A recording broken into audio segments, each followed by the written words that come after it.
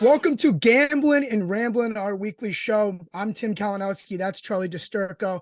I'm Irish. He's Italian. I'm Boston. He's New York. Together, we make up the kids' table. We gamble. We ramble. It's great that we work, at a place that is a sports betting media company. We get to gamble as part of our job. I don't know how many kids in their 20s get to say that, but, my co-host being Charlie DiSturco, he's a guy that he kind of can't find his way out of a paper bag right now. And, look, you can follow him on his Action app. You can follow him on Twitter. You can make sure you follow us on the Action Network HQ, on TikTok, on Twitter, our YouTube channel as well. But Charlie, I'll let you start because you're kind of fighting it a bit, man. Man, I just, once I got verified on the Action app, everything went right for me. I went up like 20 units off the rip. And since then, it's been just a bloodbath. I've been getting just bad beats left and right, highlighted over the last 2 nights. I have Austin Eckler in his over receiving yards. He's 4 away entering the second half. He gets 2 total and drops a wide open pass late in the fourth. One of the best receiving backs in the NFL drops a pass. I mean, it was incredible. I was celebrating only to see them call it back, and then he never gets a chance again. And then last night was just the icing on the cake. DeVonta Smith, I take his over 52.5 receiving yards. I get the closing line value. It closes at 54.5. After that touchdown, right? I read into the birthday narrative. I took him to score a touchdown, which at least that couldn't be taken away from me. But I also bet his receiving yards over. And at 53 is where he stood entering that last possession. Taylor Heineke gets that personal foul penalty, and then they end up giving the Eagles the ball back with 11 seconds rather than a minute 45. And what happens? But Quez Watkins gets a pass, hurdles it to DeVonta, who just hurdles it into the end zone, where Washington picks it up, walks it in. And I had no idea that this was happening because I turned the game off. I thought the game was over. There was like a couple minutes left. I was like, Washington built up a healthy enough lead. The Eagles aren't moving the ball. I turn on my Xbox. I'm sitting there. I'm having a good time. I look at my phone and I get tagged on Twitter to this video. And it's a video. And I'm like, what is going on?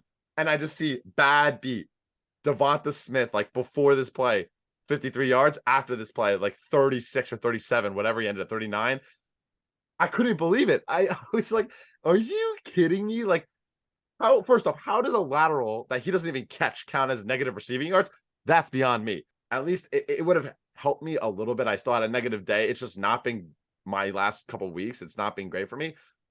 But this is the second time this NFL season that I've lost a bet on NFL laterals. Like, it feels like, so you're part of the Claypool thing and the Steelers? It was Steelers Browns when they threw the ball into the end zone, and I lost the under. The under was great, and then all of a sudden they punt the ball because they're not going for it on 4th and inches, and then the Steelers just throw the ball in the end zone, and I lose that bet too.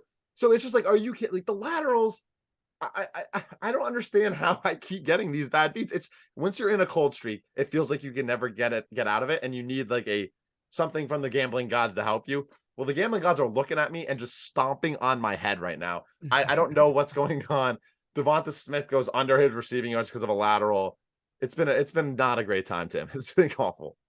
I think there's a couple things at play here. Number one, you're like kind of, Twitter famous enough where people like mention you and stuff. And that I'm terrified of that. Like, we're doing this whole stuff, getting our show out there. I've been doing more. And it's like, be careful what you wish for, because I'm not at that point yet where like I just get torched because of a bad pick I had. Like, my biggest fear is my, like my group message, but you have it as I'm like, I watch you and I'm like, be careful what you wish for. It's also like, the worst I had it was when the Mets played the Padres in the wild card game 1, and I was all over the Mets. I was like, oh, minus 150 against Yu Darvish. Yu Darvish, one of the most overrated pitchers in baseball by barrel rate and a couple other things. Well, guess what? The Mets got shellacked, and I'm sitting in the left field watching my favorite team get absolutely shellacked. I'm losing money, and my Twitter DMs and mentions are flooding. Just like, ha ha ha, what a call, you stink. Like, Padres faithful just came for me with an iron fist. It's not fun. I mean, and I'm not even at that level of like like the Stuckies of the world, or even like Yeah. anyone else. Like I only have like just about 1,000 followers on Twitter, but still it's happening. I mean, it's not No, good. At least this one was a I little would bit argue like, I would argue there's like a window of like yours is almost worse because like your community's kind of like tighter. Whereas like Stucky's been doing this for years. Like he knows like three like blow like three trolls to us is like 3,000 to him. So it's like for us, it's kind of like I don't know. I'm like if I was where Stucky was, maybe it's a little easier, but still like it's like it's just brutal. I want no part of it. And I am not envious at all of that's your situation. yeah, it's not great. But I mean, at least today or the last night, it was like they tagged me in it more like sorry, like what a brutal beat. At least Oh, it that's wasn't good. That's nice. it wasn't like a LOL you stink, LOL suck it. Like it was kind of the gambling community was hurting for me because I was Yeah. surely hurting when I like couldn't believe it and dropped my phone in my hand. Like, oh, put on the Because headset and just hop right back. regardless of where you stood, if you like made out from that play or didn't, the DeVonta Smith one, you recognize it's a stupid rule and it's dumb. Like, you know what I mean? Like most people can troll and also be like, yeah, that's kind of stupid. It doesn't make sense. I don't understand. He didn't even catch the ball. He didn't even catch the ball. And Quez Watkins laterals it to him and he laterals it back. Like it should be maybe negative rushing yards or like just a lost fumble. But like you shouldn't have the ball. I was hoping that maybe they dove on the ball or something and just Yeah. sucked it out. But of course, the Commanders like walked into the end zone. Like next time, kick it. You kick the ball in the end zone. Just like get the ball, get rid of it. Give me my I know, win. right? Like come on. Yeah, you know, my household's well trained. When that happened, and I'm sitting there, my mom's like reading, I'm about to go to bed. That whole thing happened. My mom looks at me and she's like, that was important, right? I'm like, yeah, yes, it was. I'm like, time to do a story on it because that's gonna be my entire morning. Yeah. But speaking of stupid things, unpredictable things, we finally got the game of the year. The NFL owed us. I would argue the NFL big time owed us a game of the year. I think the games largely this year have been pretty terrible. I don't know if it's been the parody. It's just like there's so much parody. It like the crap teams. Like you just go top five and then down, and all those teams just kind of beat up on each other, and it's kind of unwatchable. Vikings Bills delivered, and I had no idea what to do betting this game with the Josh Allen injury with the line movement. You were smart to stay away. I did grab Vikings plus 6.5 the second time it came back. So, but it is terrifying. You don't really know what to do. Like to me, it was kind of like a free roll. If Allen plays, he's going to be injured. He didn't really look injured. He still has an absolute cannon attached to him. But what'd you think of that? Watching that ridiculous ending that took about 3 hours. I wasn't even there when Justin Jefferson made the catch. I left because I was like, oh, whatever. It's 4th and 18. Like I have to go meet some friends. I was already late because I was like sticking around trying to watch like the witching hour on Red Zone. And I walk out the door and all of a sudden my phone starts blowing up like, oh my goodness, oh my goodness. And I look at my phone. Justin Jefferson makes the catch of the year. I was shocked. I looked at the replay of that. I think it's better than Odell's. I don't know what your opinion is on where it stands, but the fact that he one hand grabs it, and then the fact that the DB obviously has his hands on it too, and he with one hand, he's like his arm is twisted, and he still has enough strength to pull it from the DB on the way down, not hit the ground, and pull it in to convert a 4th and 18 and keep his team alive was absolutely incredible. And then obviously everything else that happened after Kirk Cousins not being able to get in. Josh Allen, how do you not? You're one of the best and biggest quarterbacks in the NFL. How do you not? How do you fumble a ball to go 1 yard?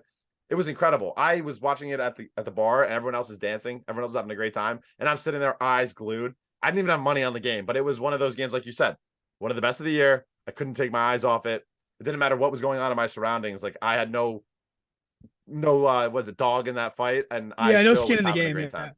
Mm-hmm. It was wild. And I was thinking of like the David Tyree catch in the Super Bowl and just same thing, how it's like it happens in slow motion. You're like, how is no one just gonna knock it out of his hand? Like that replay, it seems like it's 10 minutes of like, why aren't you knocking it out of his hands? Why are you knocking it out of his hands? Why are you knocking it out of his hands?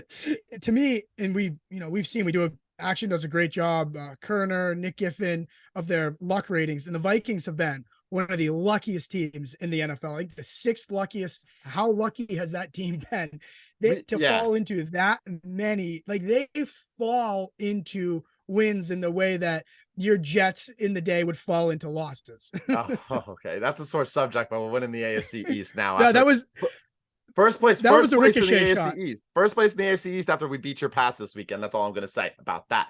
But no, they won't find a way to blow it or anything. You're right. yeah, no, not at all. It's not the Jets. But this Doesn't is the sound thing. like them. The NFC is probably just the worst division or conference when it comes to the two. I mean, the parity I think it's in the NFC more so than the AFC, that the Vikings are winning every coin flip game because every team is just bad. Like, I don't think that there's one team, maybe the Eagles, but even then we saw the Eagles lose to the Commanders last night. Like, I don't know if the NFC is even that good. I don't know if the NFL is that good from an overall talent standpoint, but the fact that the Vikings continue to win every coin flip game doesn't make sense to me. And I haven't faded them yet, and I've been waiting for it. And I was going to take I was actually going to take the Bills at -3 when the line got down right before the Allen news, but I was too scared to obviously take it. Yeah. I'm going to probably, fade them in full force their next matchup because I don't understand how this team is playing that well. It seems like every last minute or two they get this takeaway, this turnover. Yeah. And like, what is it? Was it the strip against the Saints? The Josh Allen fumbles on the one. There's so many things you can point to where the Vikings just somehow are barely ahead and about to lose the game, and they somehow hold on. It happened again, like in this game. Kirk Cousins he's all right, but like Justin Jefferson really won that game for them. I'll be unloading on Dallas for sure, like that, no question about it. Especially after a loss against Green Bay. Yo, yeah, I mean, come on. This is like what my buddy texted me and he's like, Dallas like this morning, and I was like, this is old school. This is old school us. This is the sucker's bet. Is this a sucker's bet? No, it is you don't need like numbers to be sharp about this. Like you know what I mean? Like this is kids table sharp. Like we are sharp enough to put 2 and 2 together. Like one team that's like one of the luckiest in the NFL, other team coming off a loss to Green Bay where it was like kind of a scheduled loss because the line went against them. Like people don't know that math. That's we're getting turkey with a side of mashed potatoes. We're taking spread with a side of money line, Yeah, exactly. Like I don't know DVOA plus, but I know that Dallas is due for a win and Minnesota's due for a loss. That's what you get here at Gamblin and Ramblin. You get these. Yeah, they're due. That's good insight that you can understand. And speaking of good insight, MVP odds kind of runs parallel to our talk of that's a good line. Runs parallel to our NFC talk. MVP odds have been all over the map, especially with the losses out of the Bills and the Eagles on Sunday and Monday. Yeah, quick rundown of the top 5 right now after Allen and Hurts go down. Patrick Mahomes, the new number 1, +125. Allen, Hurts, and Tua tied for second at +500. Lamar at +1200. No surprises here as far as the fact that just the quarterbacks are in the top 5. They're probably in like 10 of the top 12, and the list goes on and on. We were talking a little bit before the show about how this might be the year that a quarterback doesn't win it. I'll let you go right after this. Micah Parsons is arguably the best defender that we've seen in the NFL in the last few years as far as from a disruptive standpoint. He's 250 to 1, the same odds as Aaron Rodgers, and the Packers are abysmal. And he has worse odds than Daniel Jones and Jimmy Garoppolo. I don't understand how this is a thing. Justin Jefferson, 100 to 1. Tyreek Hill, 80 to 1. Tyreek Hill could break 2,000 yards. I don't understand how these guys are not getting more respect in the market. Tom Brady's 80 to 1. He is 5-5 and hasn't looked good at all. You could explain to me, or you could ramble about something else, but like, how are these quarterbacks having such good odds? Here's how I see it. Like, obviously, a non-quarterback hasn't won since 2012, Adrian Peterson. But what the line movement shows us, it's reflective of the weekend, right? You had the teams that lost, their quarterback odds went down. So it's not only is it a quarterback race, it's basically a team success race as well. So you have to basically have a good team and a good quarterback. The way I see it, this could be the year where a non-quarterback wins it, because say the Vikings, like, look, they're a one-loss team. No matter what, they're going to have 3 or 4 losses at worst, let's say. No one's going to vote. They're not going to vote for Kirk Cousins to win the MVP. Like, so if you pick the player off the Vikings, it's going to be Justin Jefferson. And he is like, where did we see him at? 150? I think I saw him at DraftKings, 150 to 1. Yep. And then I think the same thing runs true with the Cowboys. Cowboys, another team that is like, going to go on a run. We expect them to be one of the best teams in the NFC. And so who's the best player on their team? Parsons. I think if there's a year where we don't see a quarterback win it, I know it seems so sucker at the kids table over here, but I'm going to put a taste on like all of those people, Hill, Jefferson, Parsons. And I think that was a good exercise of getting at it the right way, because with these guys, it shuffles around every week. I don't know. I don't understand how like Tyreek Hill isn't that higher on the list. Cause like considering the fact that he's like leading the NFL in receiving yards, has a chance at breaking the 2,000 yards, which hasn't been done since Calvin. And Tua's 5-1, but Tua's got Jalen Waddle, Tyreek Hill, Raheem Mostert, Jeff Wilson Jr.'s come off and has been great. I don't understand how he's so much higher than some of these other guys when he's like, obviously he's doing he's the quarterback and that's the most important position in football, but he's not the best player on the field. He's not the most like, I think if Tyreek goes away, we saw like last year, the Dolphins weren't incredible. And I know that maybe Tua took a step forward, but I don't understand how quarterbacks get so much respect in the market when they're sometimes not even the best player on the team. Like the fact that Micah Parsons is 250-1 and he's right around the same odds as Aaron Rodgers, who, I mean, it doesn't take a smart person to realize Aaron Rodgers is not playing well. And the fact that Daniel Jones and Jimmy Garoppolo have better odds than him, it's absurd that the market even respects quarterbacks so much. Obviously, the MVP is always to a quarterback, but it doesn't make sense that there should be a look for Micah Parsons. There should be a look for these guys that literally changed the outcome of the game. When Cooper Rush was in at quarterback, Micah Parsons is the only reason, or one of the main reasons, why Dallas was competitive. Yep, and we know, right? It is a trophy that is voted on by the media. So we're not handicapping who we think is most valuable. We're handicapping who we think that they will vote for. And I know the media is not going to vote for Kirk Cousins if the Vikings are the best team in the NFC. And I feel like they're not going to vote for Dak because of his injury. So I think we're looking at something there. And they're not, I don't know if they're Tua lovers, because the media certainly was not fans of Tua until this year. So maybe they double down. They're like, there's no way we vote this guy MVP, even if the Dolphins end up being the best team in the NFC. He also missed multiple weeks. Like, I don't understand. Yeah. And Tyreek Hill has 1,200 yards with the backup and a third string quarterback, and he's 80-1. Like, I don't understand how some of these things, like, I have him for offensive player of the year. I have him for leading league in receiving yards. I don't understand how he doesn't even get a look. I'll probably sprinkle on MVP now because I don't understand it. But Tua missed multiple weeks, and we're crowning him this like second place in the MVP rankings behind. And he's ahead of some of these other guys like Lamar. That's a bigger piece to the Ravens than he is to the Dolphins. We saw the Dolphins still be able to do their thing, even with Skylar Thompson, who's like arguably a fifth string quarterback in the NFL, if that, and a backup in college for the most part, minus the fact that he can run the football. And yet we see Tyreek do this and he doesn't even get any love in the market. Receivers don't ever get love. Defensive players rarely get love. It usually is just a running back, if at all. We saw with Adrian Peterson, but it doesn't make sense. No, I agree. And I'm gonna back pocket our Jeff Saturday talk if we have time for it, because we have to move to college football. We have, this is a segment, I don't know if we've done it yet, but can't stop, won't stop. Like, there's some things that just, no matter how many times you see it in front of your face, you will not stop doing it. And if the 10 people that have watched episodes 1 and 2, they know that you can't stop doing what? I can't stop fading TCU. And I say that with a defeated voice, because I threw a lot on Texas. I parlayed them in a money line, and Quinn Ewers turned into a pumpkin. And now TCU, it's been a vendetta ever since the West Virginia game, and I will not stop until I win a bet against TCU, just for my overall satisfaction. Maybe it comes this weekend against Baylor, but TCU covers this +7. Texas Tech, they get so lucky. They were down at halftime, down the entire game. All of a sudden, the entire game flipped scripts on a bad call. And Texas Tech, they cover the 8.5. West Virginia, obviously, we know what happens with that 7.5. They shut out Kansas State in the second half, covered the 3.5, came back against Oklahoma State, won outright. Now they're 2.5 favorites at Baylor. I'm going to keep fading them. At this point, it's more of a vendetta against Sonny Dykes and Max Duggan than it is anything else.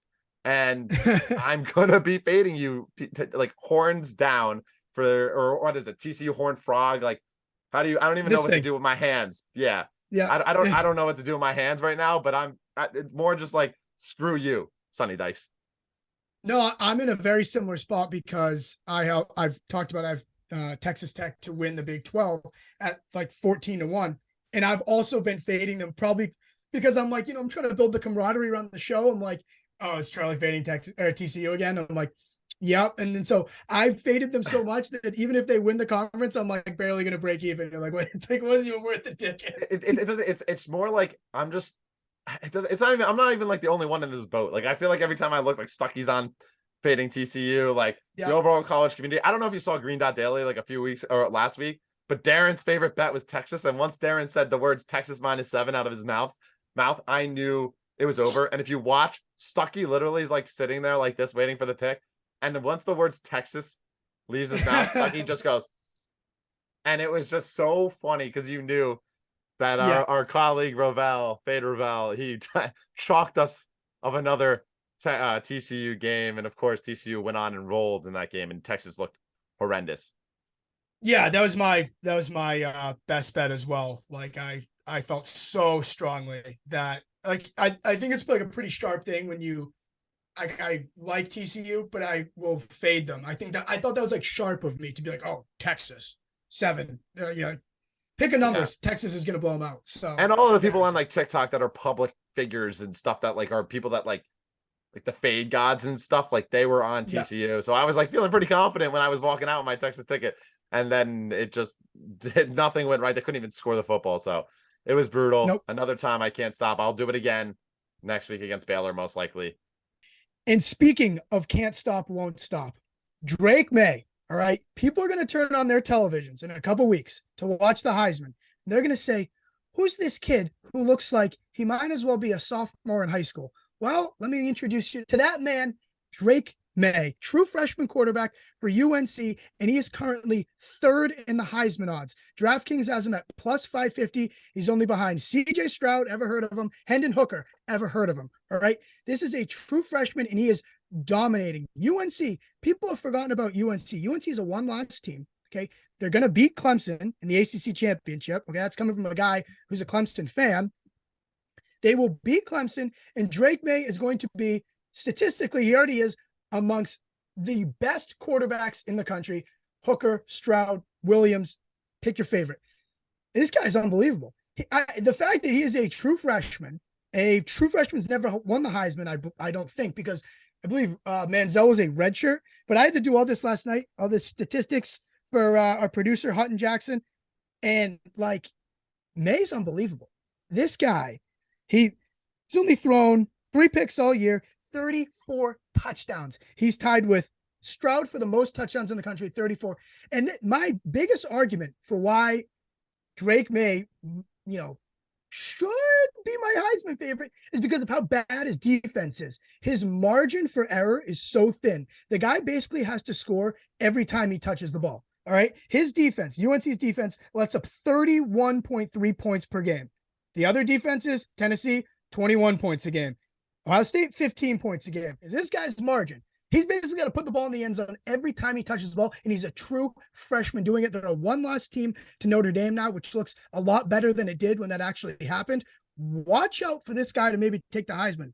I mean, there's going to be some negative sentiment maybe towards the end of the season with Hooker if he, because of that loss to Georgia, and especially with Stroud, with that Michigan game coming up, they can make him look real pedestrian. Drake May, the odds makers are telling you, take a look at Drake May. Stroud also didn't look good against Northwestern. Obviously, granted, it was in a monsoon and the weather was horrible, or the wind was insane. But I agree with you that like Drake May deserves a look at some point because he's doing this. He's also doing this at UNC. Like his skill position is a lot worse than that of Tennessee and that of Alabama and that of USC and that of Ohio State. And it's incredible. If you watched the game against Wake Forest, which I know you did because you're the Drake May bandwagon right now. Yep, he did big time. almost score on every single drive. Like Yep. It was incredible. I looked at my phone and I just kept getting notifications because I had parlayed Wake in Texas, which is, double loss there. But I just kept getting notifications. Drake May pass touchdown. Drake May pass touchdown. Drake May 45-yard pass. Drake May 45. He's the best quarterback prospect I think that we've seen in a very long time. He's going to be the number 1 overall pick. Easily will be the number 1. He might be better than like I don't know if maybe he even has a chance to be better than like Trevor Lawrence coming out of college, because this guy is incredible. The fact that he has 38 touchdowns, 2 picks in at UNC with such a talent grab. We'll see how he does against like a defense like Clemson, because that's really willing Yeah, to that'll be the learn test. what he is. And if he ends up winning that game, like you said, all of a sudden he could be the favorite for the Heisman. And the UNC's a legit team. They're around that top 10 now. They win another big game against Wake Forest. They basically knock Wake Forest out of the contention for the ACC championship. Now he has his chance to make a name for himself as a true freshman. It's incredible. I definitely think he's worth a look. I think that we've seen duds come up from some of the best names in Yep. football. Obviously, the talent is a lot higher at like the SEC than it is the If ACC. he played for any other team, though, if he played for any other team, we would be all over him. Mm-hmm. No? No, 100% Like, you tell would. me You I'm would wrong. 100%. Yeah. If it was Clemson, USC, Ohio State, Penn State, like Notre Dame, like any of those big name schools, if Drake May was the starting quarterback, he would be probably number one for the Heisman at this point, because we've seen Stroud hasn't been great at times. Even against Penn State, like it took him almost like 2.5, 3 quarters to even get into it. Exactly. And even then it was a pick six that really shifted the tide. Yep. Again, the margin for error for him is so thin. It's wild. And, you know, while I am getting in late on it, I just, it's more of a message to people like, hey, here's who this guy is, you know, like before you're confused when you turn on your TV. But in the same vein, I feel bad that, you know, we're kind of beating you up here. And with the tough run you've been on, it's just like the ups and downs. It's like, it's so brutal. It's like, you know, I was talking to Matt Mitchell and we was talking about the Bills. He's like, can the Bills just lose regular? Can we get the regular order of loss? Like, your losses have not been the regular losses. And so I ask, are you a superstitious gambler? Like, do you not change your socks, whatever? Is there anything you do in your riding a hot streak or vice versa, cold streak? I think I like basically attack games in a very similar manner when I'm on a hot streak. If I'm like on a hot streak of fading underdogs, I'll do a few more underdogs than I will favorites. I don't really have like a superstition when it comes to what I'm wearing and whatnot. I'm more of a superstitious fan than I am a superstitious gambler. But I do believe that like the gambling gods are always watching you, and they'll always be there if you're gonna be that type of person to run around the bar talking about how you know everything about betting and how you're on a hot streak and how this is the bet to make. You're going to lose that bet. And I have full confidence of it. I've seen it happen so many times. I've done it a couple of times where I get ahead of myself. And I think that it's like one of those things that you just, I'm not super superstitious, but I believe that, you know, you got to be very calm and well-mannered as a gambler when it comes to bragging about your wins. When you're on a hot streak, don't get an inflated ego, because it's going to come back. Like I was up 20 units when I first got verified on the app. I've lost like 10 units since, still plus 10 units, but like the last few weeks have been brutal. I'm facing brutal beats. It always comes around at the end of the day. So you got to be careful. No, it does. And I was having this feeling because for the first time really ever, I left my house on Saturday, and I was at a bar with some buddies, and they were like, it was like 3:30, right before the 3:30 games, and they're like, oh, what do you want? What do you want? And I'm like, and they could see in the app, I was like, I started the day like 7-1 or something. I'm like, heater. And they're like, what do you want? What do you want? And I knew like the second I give them my 3:30 picks, like I'm gonna go like 1-6. Like, you just know yourself so well. So like I get so nervous. I don't know, like, since I know I'm gonna go 1-6, do I just go gloat all out about the like 7-1 start or whatever? Do I tweet it? Do I this? Like, I get so nervous about that because like I know it's about to go the other way. Yeah, it always comes back and forth. And I do, and I don't know how you feel, because I know you say you left for the 3:30 games at a bar. I will stay in a similar spot when I'm on a heater. I will sit in the same spot on my couch in that aspect. Like if I am on a heater at the 12 o'clock games, like I'm not moving until I like lose a couple bets. And then it's like, okay, like I'll cancel a dinner reservation and order takeout if it means that I'm on a heater, because I need to watch these games in front of my TVs that I have set up, and I'm picking everything. In that regard, I do. If I'm on a cooler, I usually just turn off my phone and try and forget about it. I'm a big turn off the phone guy too. I am a major turn off the phone guy. No, I struggle with this. I don't know what to do, especially since I started working here. I don't know how to handle success. I don't know how to handle losing. It's very hard for me. Yeah, because So you're under a microscope, and when you, especially when you open up the app and you see the red, it's yeah, so much more like agitating and anxiety inducing than it is when you open up the app and you see green. When you see green, you're like, oh, like let me look at the 4 o'clock slate. Let me look at the 7 o'clock slate. I got some wiggle room to play with. And yeah. No, usually it comes back to bite you. no. Then I'm like, I'm losing followers in the app and stuff. It's like don't tell me then. Like, you know what I mean? Like, just follow me and see what I'm on. It's like the fun should be that. Like, I am not a sharp. I'm here to bet the board and have you guys see like if you should talk to me or you should not talk to me. Yeah, that's how I feel like you should follow someone to see what they're on. And if you feel like you're on the same side and you see a bunch of people that are aligned with you, then you go ahead and take it. But I don't Yeah. and this is just like a note for everyone. Like, and obviously we're not experts. I mean, like I'm pretty profitable in baseball and college basketball. So in that regard, if you want to tell me on my picks, pretty profitable in that. But like, don't look at my things and just blindly tail me, because I'm Yeah. blindly tailing some other people sometimes. And half the time, like when it comes to like the NBA, like I'm not as well versed and I tail a lot Yeah. more people than I do cap my own picks. I'm just there for the community aspect than it is. And I never get angry at anyone. I don't understand how you could be angry. Get angry at the players. Get angry at the Yeah. coach. Don't get angry at someone that's giving you picks. I see it on Twitter's a toxic place sometimes. They get so angry at you. You lose followers on the app. Before I hit like the 1,000 mark, is like you won't see it go down one by one. Like when I was at like whatever 400 followers, like I would see me lose. I'd lose like Yeah. a 7 It's unit me. day. I'd lose like 8 followers. And I'd be like, It's me. I don't understand what you're doing. You're just being like an imbecile at this point, because I'm just here for Yeah. like, Get out. yeah, there's the door. Like, go. There's a door. I have to say this. Speaking of losing, because the Raiders and Colts, I got to close with this because I have to get off my chest. People often ask me, what's the biggest loss you've ever had gambling? What was your worst loss, man? Like, how much money have you ever lost on a bet? And I'm like, luckily, I learned the hard way at a young age. Like, I learned lessons, and I learned that lesson for life. I rarely, make a big mistake twice. And the biggest loss of my life came the national championship game when Ohio State played Oregon. All right. And it's a little bit fake because I was in high school and I won a like bowl pick'em, like this huge pool. I won like, between like $700 to $1,000. So much money for like a sophomore in high school. Yeah. And I'm like, this is sick. Like I'm loaded. I'm a sharp. And so the national championship was coming up. And I said to myself, Oregon will not lose to a third string quarterback. A third string quarterback will not win the national championship. We are not about to watch that on TV. Cardell Jones. I didn't know that he wasn't there to play school. I didn't know that yet. And so I had a friend who was basically everybody was, I had a lot of friends that were on Ohio State, and Oregon was like -7, and they were giving me even odds. I got Oregon was -6, and I was getting them just straight up money line, even odds. So I bet with this friend, that friend, this friend, that friend. Before you knew it, I basically bet the entire bowl winnings on Oregon just straight up. And I remember watching that game and saying, a third string quarterback will not win the national championship.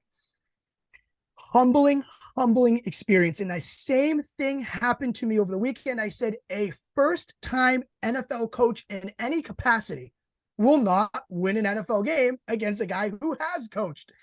I didn't factor in Josh McDaniels. I didn't factor in Derek Carr.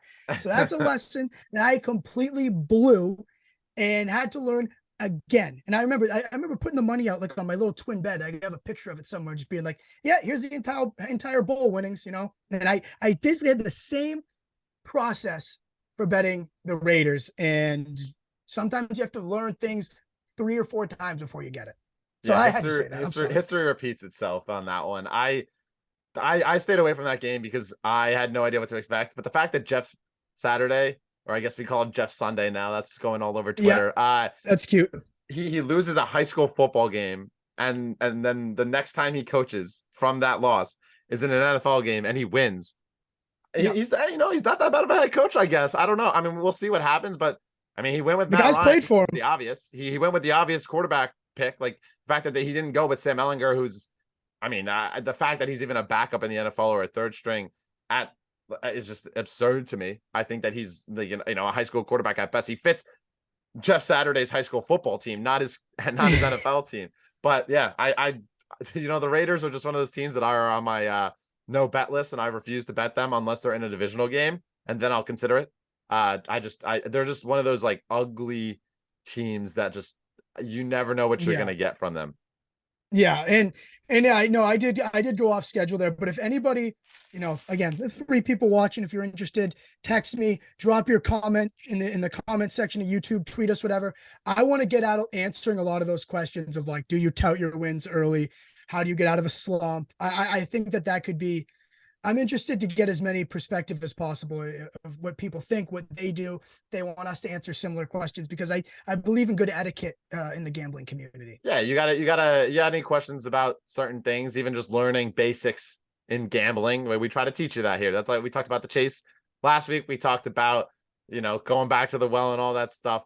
My grandma's watching, doesn't understand half the stuff that I say, but yeah, so if you want to learn, we're here. The kids' table here, we're a welcoming group. We want everybody, we want a community to feel like they understand and can relate to us.